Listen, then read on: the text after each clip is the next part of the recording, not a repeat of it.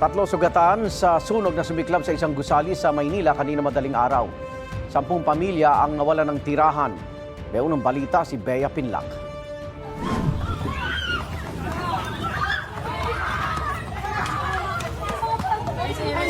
Sumisigaw at umiiyak na sa takot ang ilang residente ng Barangay 664A sa gitna ng sunog na lumamon sa tinitira nilang 2-story building sa Paco, Maynila kaninang madaling araw.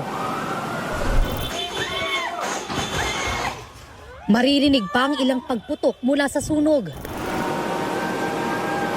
Nabalot ng makapal na usok ang lugar. Nasa 10 pamilyang nawalan ng tirahan ayon sa Bureau of Fire Protection.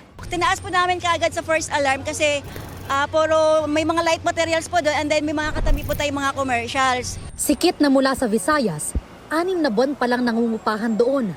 Halos wala siyang naisalbang gamit. Wala akong dalang gamit.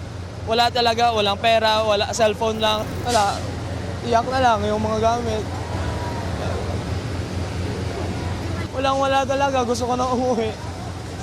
Nakakatakot, ma'am. Nakakadismaya.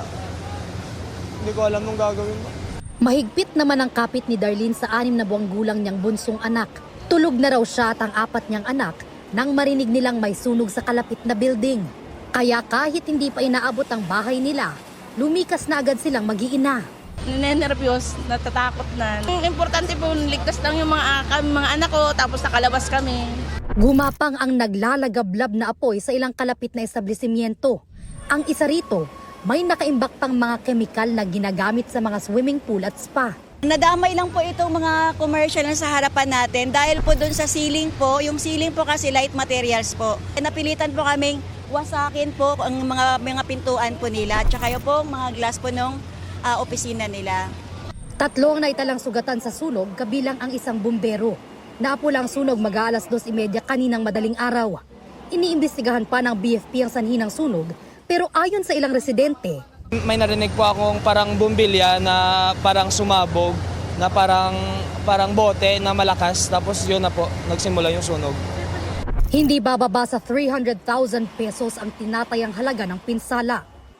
Ito ang unang balita. Bea Pinlac para sa GMA Integrated News.